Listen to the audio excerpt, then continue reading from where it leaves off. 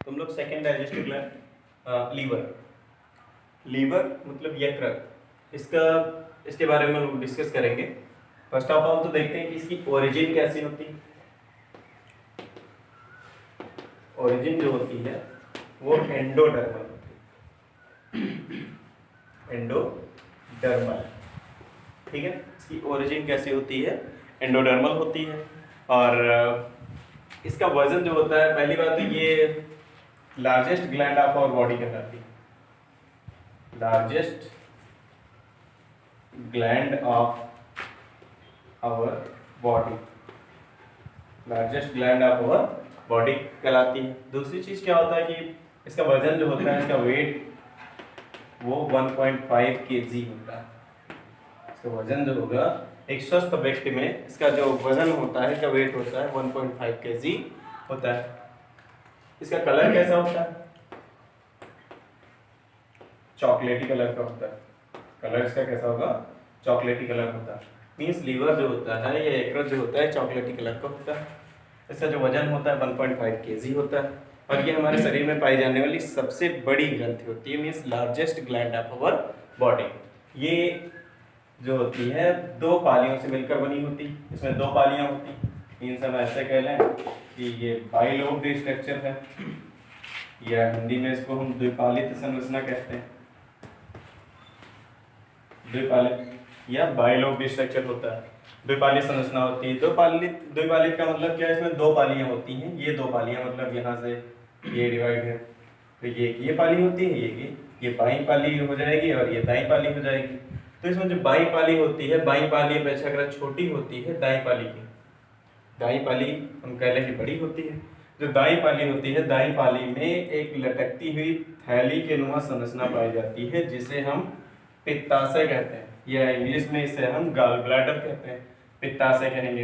ये थैलीनुमा जो संरचना होती है इसे पित्ताशय कहते हैं। और लीवर की जो लीवर सेल्स होती हैं, या हम कह रहे हैं यकृत कोशिकाएं जो होती हैं, ये पित्ताशय में एकत्रित करती हैं पित्तरस को। या हम ये कह लें कि जो कोशिकाएं जो होंगी ये पित्तरस का श्रावण करती हैं, बाइल जूस का श्रावण करेंगी।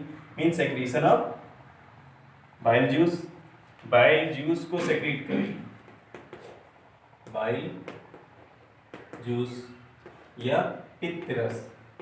ये जो यकृत कोशिकाएं होती हैं पित्तरस का श्रावण करती हैं, पित्तरस का श्रावण करेंगी। और ये पित्तरस जो होता है आकर के एकत्र होता है पित्ताशय में।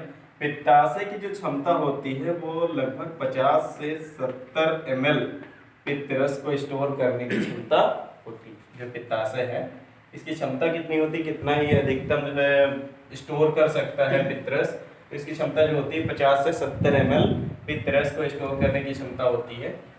और फिर ये आवश्यकता अनुसार जो भोजन के साथ मिलता रहता है और पाचन की क्रिया में अपना योगदान देता रहता है। ये इससे निकलती हैं ये नलिकाएं, जो जिसे हम पित्त नलिकाएं कहते हैं। पित्त नलिकाएं निकल करके और ये आती हैं कंबाइन होकर के, जो संयुक्त पित्त नलिका होती है। ये पित्त नलिका इससे निकलती है यकृत से, और उसके साथ आकर के पित्ताशय से भी एक नलिका आती है और इसी नलिका में जुड़ जाती है पित्त नलिका में, जिसे अब हम मिश्रित पित्त नलिका कहते हैं, जिसे मिश्रित पित्त नलिका कहते हैं। और फिर ये मिश्रित पित्त नलिका जो होती है आकर के अग्न्याशयी गुहा में या पैनक्रियाटिक कैविटी में खुलती है, अग्न्याशयी गुहा में खुलती है आकर के। और फिर अग्न्याशयी गुहा में आकर खुलेगी, अग्न्याशयी गुहा से फिर धीरे से ये कहाँ जाकर के ओपन होती है, ये छोटी आंत के ग्रहणी भाग में खुलती है, छोटी आंत के ग्रहणी भाग में खुलती है और भोजन के साथ मिक्स होती रहती है। और आवश्यकता अनुसार इसका यूज जो भोजन है उसमें मिलता रहता है और इसका उपयोग होता रहता है। ये अपना काम जो है उसमें पाचन में महत्वपूर्ण भूमिका निभाता रहता है। जो भी इसका जो पित्तरस होता है, पित्तरस में किसी प्रकार का कोई पाचक एंजाइम नहीं होता है, फिर भी ये पाचन में महत्वपूर्ण भूमिका निभाता है। क्यों? क्योंकि ये वसा का पाचन करता है, वसा के बड़े अणुओं को वसा बिंदुओं के रूप में तोड़ने का कार्य करता है। इसके बाद हम लोग जो है ये देखते हैं कि इसके कार्य क्या होते हैं, फंक्शंस ऑफ लीवर। तो पहला कार्य क्या होता है, पहला कार्य जो होता है ये लीवर को भंडारगृह कहते हैं, लीवर को भंडारगृह भी कहते हैं। भंडारगृह इसलिए कहते हैं क्योंकि पाचन के बाद जो ग्लूकोज जो होता है, ग्लूकोज जब अधिक मात्रा में रुधिर में आ जाता है तो आवश्यकता से अधिक ग्लूकोज को ग्लाइकोजन में कन्वर्ट करके स्टोर करने का काम किसका होता है? यकृत का होता है। यकृत ये जो है पूरे रुधिर के 1/3 भाग रुधिर को संचित करता है। रुधिर संपूर्ण रुधिर के 1/3 भाग रुधिर को संचित करता है, स्टोर करने का कार्य करता है। अगला क्या होता है? Detoxification of toxic substances. Detoxification of toxic substances means विषैले पदार्थों के विषहरण का कार्य करता है। विषैले पदार्थों के विषहरण का कार्य करता है। चौथा, ये क्या करता है? ये अमोनिया को यूरिया में बदलता है। अमोनिया को यूरिया में बदलता है। अमोनिया को यूरिया में बदलने का कार्य किसका होता है? यकृत का होता है। अगला क्या होता है? इसमें एक हिपैरिन नामक पदार्थ स्रावित होता है। हिपैरिन, यकृत से एक हिपैरिन नामक पदार्थ स्रावित होता है। इसका काम क्या होता है? हिपैरिन जो है रुधिर वाहिनियों में बहने वाले रुधिर को जमने से रोकता है। ये काम हिपैरिन का होता है। तो ये इसके कार्य होते हैं। ये इसकी संरचना हुई, संरचना के बाद ये कार्य होते हैं। ये संरचना जो होती है, ये हम अगर एक बार फिर से देखें तो इसकी जो ओरिजिन होती है वो एंडोडर्मल होती है। लार्जेस्ट ग्लैंड होती है। Largest gland of our body means हमारे शरीर की सबसे बड़ी ग्रंथि होती है।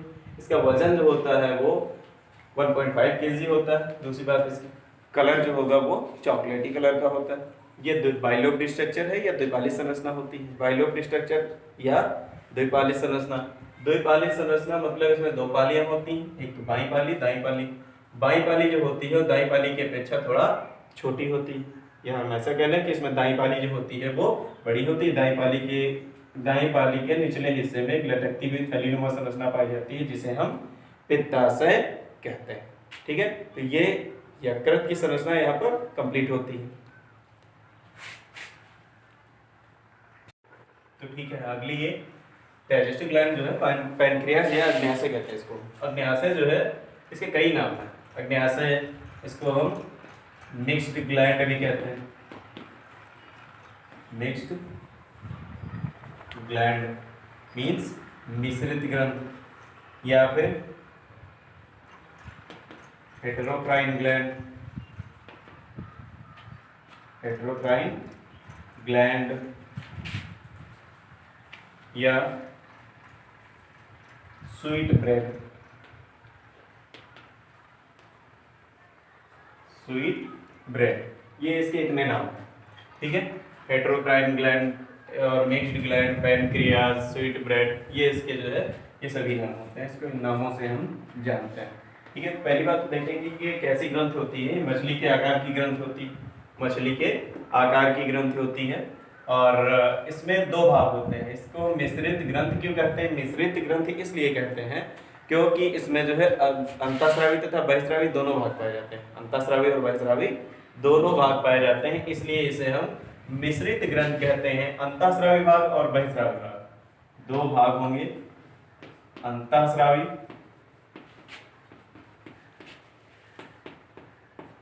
और बहिःस्रावी।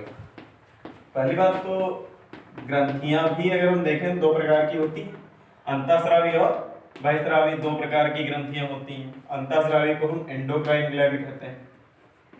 एंडोक्राइन ग्लैंड, और बहिःस्रावी को exocrine gland.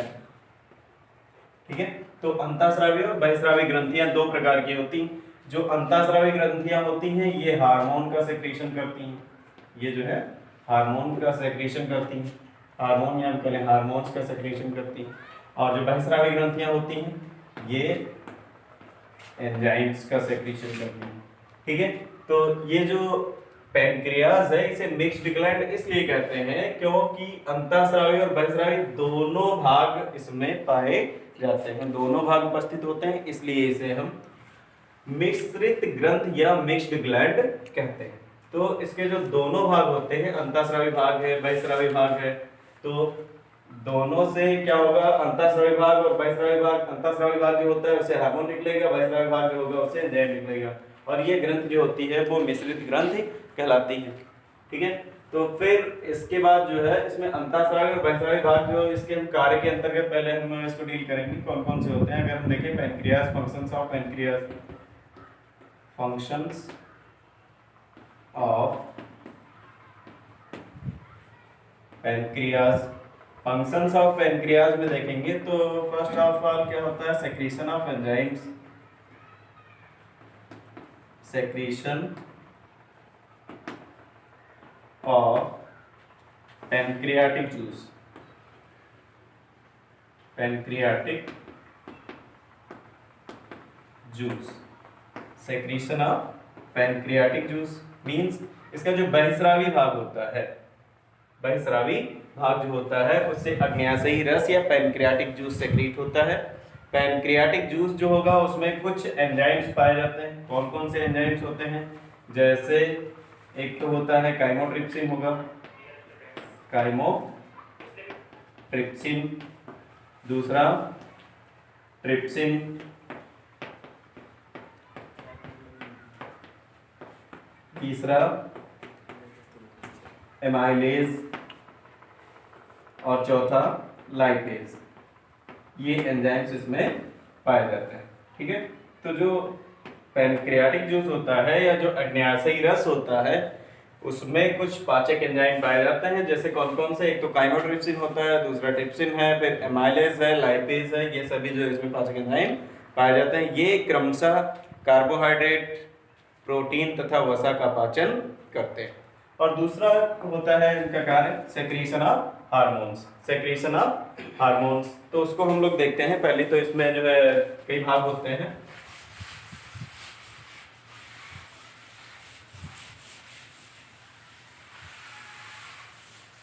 Secretion of hormones, secretion of hormones में देखेंगे फर्स्ट ऑफ ऑल तो इसका जो एंडोक्राइन भाग होता है, एंडोक्राइन पार्ट जो होता है ये बना होता है आइसोलेट्स ऑफ लैंगरहैंस का, isolates of Langerhans, Langerhans, isolates of Langerhans का मींस एंडोक्राइन पार्ट का मतलब क्या होगा, अंतःस्रावी भाग। इसका अंतःस्रावी भाग जो होता है इसमें आइसोलेट्स ऑफ लैंगरहैंस मतलब लैंगरहैंस की द्वीपिकाएं पाई जाती हैं, लैंगरहैंस की द्वीपिकाएं, लैंगरहैंस की द्वीपिकाएं पाई जाती हैं। लैंगरहैंस की द्वीपिकाएं जो होती हैं इनमें 3 प्रकार की कोशिकाएं होती हैं, या हम ये कह लें कि लैंगरहैंस की द्वीपिकाएं जो होती हैं 3 प्रकार की कोशिकाओं से मिलकर बनी होती हैं। कौन कौन सी कोशिकाएं होती हैं, एक तो अल्फा सेल्स, दूसरी बीटा सेल्स, तीसरी जो होती है गामा सेल्स। ठीक है, अल्फा सेल्स, बीटा सेल्स और gamma cells, first, second and third, 3 types of cells are present. Alpha cell जो होगी, अल्फा सेल से जो सेक्रेट होने वाला हार्मोन होगा वो कौन सा होगा, ग्लूकेगॉन होता है। अल्फा सेल से ग्लूकेगॉन हार्मोन सेक्रेट होता है और बीटा सेल से इंसुलिन हार्मोन सेक्रेट होता है, इंसुलिन हार्मोन सेक्रेट होता है।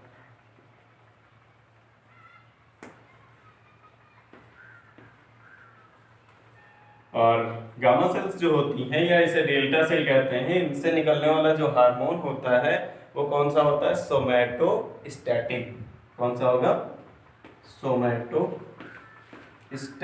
नामक हार्मोन सेक्रेट होता है।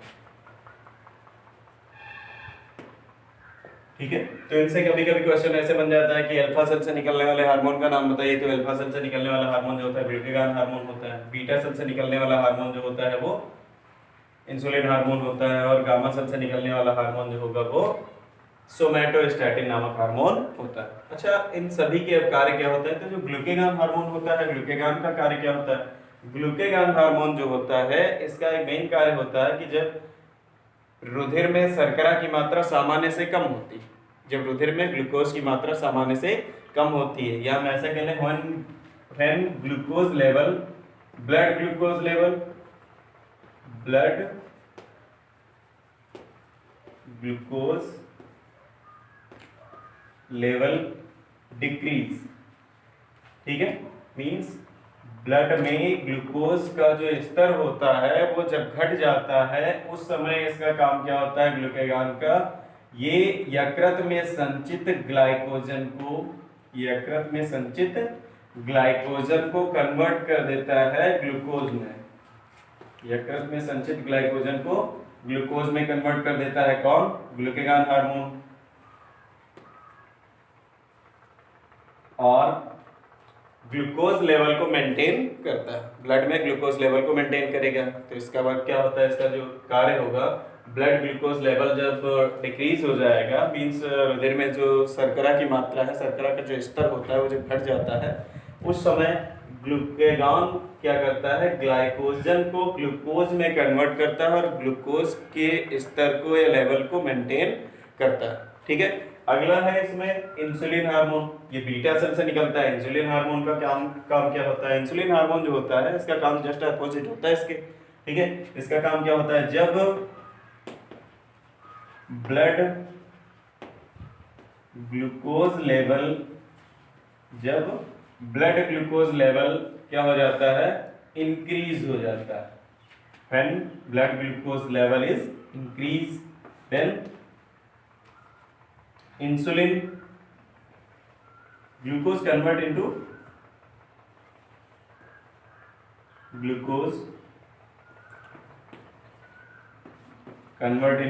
glycogen, ठीक है। ये काम इसका इंसुलिन का होगा। मींस जब रुधिर में शर्करा का लेवल जो होता है वो अगर बढ़ जाता है, या रुधिर में ग्लूकोज का लेवल बढ़ जाता है, तो जब रुधिर में ग्लूकोज का लेवल बढ़ जाता है उस समय क्या करता है? इंसुलिन हार्मोन जो होगा, ये इंसुलिन हार्मोन आवश्यकता से अधिक ग्लूकोज को ब्लड में उपस्थित या ब्लड में प्रेजेंट आवश्यकता से अधिक ग्लूकोज को ग्लाइकोजन में कन्वर्ट कर देता है, और ग्लाइकोजन में जब कन्वर्ट करेगा तो ग्लूकोज की मात्रा घट जाएगी, और ग्लूकोज का लेवल जो होगा वो बढ़ेगा नहीं, उसमें घट जाएगा। क्योंकि बढ़ता हुआ जैसे ब्लड में ग्लूकोज का लेवल बहुत ज़्यादा बढ़ जाता है उस समय इंसुलिन जो होगा वो ग्लूकोज को ग्लाइकोजन में कन्वर्ट कर देगा, और रुधिर में क्या करेगा?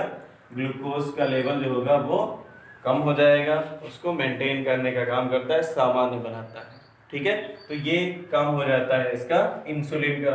अगला है सोमैटोस्टैटिन है, जो गामा कोशिकाओं से निकलता है। सोमैटोस्टैटिन का काम क्या होता है? सोमैटोस्टैटिन का काम होता है, सोमैटोस्टैटिन हार्मोन जो होगा ये इन दोनों हार्मोन्स के सेक्रीशन पर नियंत्रण रखता है, ठीक है। ये जो हार्मोन होगा इन दोनों हार्मोन्स के स्रावण पर नियंत्रण रखता है। अच्छा, एक और जो है एक टाइप की और कोशिकाएं इसमें पाई जाती हैं जिन्हें हम एफ सेल्स या पीपी सेल्स कहते हैं, पीपी सेल्स कहते हैं। अभी तक जो है यहाँ इंटर लेवल फर्स्ट ईयर तक के तो हम लोग यही पढ़ते हैं, सिर्फ इतना ही 11th में कि 3 टाइप्स जो है सेल्स आर प्रेजेंट, ठीक है। लेकिन ये जो है एक और टाइप इसमें पाई जाती है, कोशिकाएं जो होती हैं एक और टाइप की पाई जाती है जिसे एफ सेल्स या पीपी सेल्स कहते हैं। जो पीपी सेल्स होती हैं इनसे निकलने वाला जो हार्मोन होता है उसका नाम होता है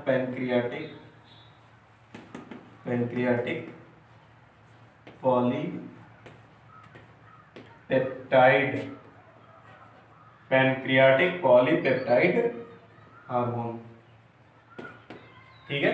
तो इसका काम होता है इन तीनों के श्रावण को नियंत्रित करना, इन तीनों के श्रावण को नियंत्रित करना, ये इसका काम होता है, ठीक है। फिलहाल अपने यहाँ जो है खाली ये अपने लेवल पे जो है 10th लेवल पर और 11th में सिर्फ जो है 3 प्रकार की कोशिकाएं ही मिलती हैं, और 3 को ही हम लोग जो है पढ़ेंगे। और ये पाई जाती है एफ सेल्स या फिर जो है पीपी सेल्स, जिनसे पैनक्रियाटिक पॉलीपेप्टाइड हार्मोन निकलता है। जो इन तीनों के श्रावण पर नियंत्रण रखता है। ठीक है, इसके बाद ये कंडीशन बनती है जैसे ग्लूकोज लेवल जब ब्लड में बहुत ज़्यादा बढ़ जाता है, ब्लड में जब ग्लूकोज लेवल बहुत ज़्यादा बढ़ जाता है उस समय क्या होता है,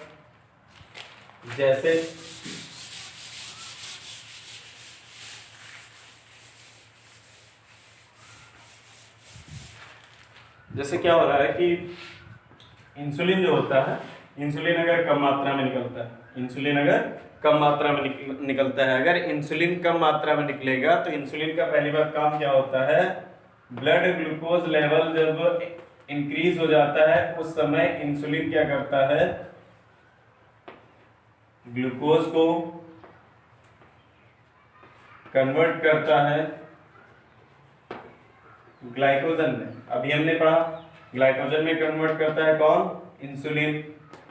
ठीक है, तो ये इंसुलिन क्या करेगा, ग्लूकोज को ग्लाइकोजन में कन्वर्ट करता है। अगर इंसुलिन जो है थोड़ा सा कम मात्रा में स्रावित हो रहा है, इंसुलिन हार्मोन अगर कम मात्रा में सेक्रेट हो रहा है तो उस कंडीशन में क्या होता है, ग्लूकोज कम से कम ग्लूकोज को ग्लाइकोजन में बदलेगा, कम से कम मात्रा में ग्लूकोज को ग्लाइकोजन में बदलेगा, इसलिए ब्लड में ग्लूकोज की मात्रा जो होगी वो बढ़ जाएगी। और ब्लड में जब ग्लूकोज की मात्रा बढ़ जाएगी तो उस कंडीशन में उसे हम मधुमेह कहते हैं, उस कंडीशन को क्या कहेंगे, मधुमेह, और उस व्यक्ति को मधुमेह रोगी या डायबिटिक कहते हैं। ठीक है, एक इसका कारण ये हुआ कि अगर ब्लड ग्लूकोज लेवल जो है इंक्रीज हुआ है और इंसुलिन जो होता है वो कम से कम मात्रा में स्रावित हो रही है। ठीक है, इंसुलिन जो होगा अगर कम मात्रा में स्रावित हो रहा है उस कंडीशन में ग्लूकोज बढ़ जाएगा ब्लड में, तब भी जो मधुमेह रोग हो सकता है। या फिर ये कंडीशन और बनती है जैसे अगर ग्लूकेगॉन है तो ग्लूकेगॉन का काम क्या होता है, ग्लाइकोजन जो होता है यकृत में संचित ग्लाइकोजन को कन्वर्ट करता है ग्लूकोज में, यकृत में संचित ग्लाइकोजन को ग्लूकोज में कन्वर्ट करता है कौन, ग्लूकेगॉन, ग्लूकेगॉन। तो दूसरी कंडीशन डायबिटीज की क्या होती है कि पहली तो थी इंसुलिन अगर कम मात्रा में निकल रहा है, माना कि जैसे इंसुलिन हार्मोन सामान्य मात्रा में नहीं निकल रहा है लेकिन ग्लूकेगॉन अगर अधिक मात्रा में स्रावित होता है, ग्लूकेगॉन अगर अधिक मात्रा में स्रावित होता है तो उस कंडीशन में क्या होगा, ग्लाइकोजन ज्यादा से ज्यादा ये ग्लाइकोजन को ग्लूकोज में बदलेगा, मतलब रुधिर की मात्रा, रुधिर में ग्लूकोज की मात्रा को बढ़ा देगा। रुधिर में जब ग्लूकोज की मात्रा बढ़ जाएगी तब भी जो है मधुमेह रोग हो सकता है। ठीक है, तो ये कंडीशंस बनती हैं और ये हमने डील किया है किसको, पैनक्रियास को।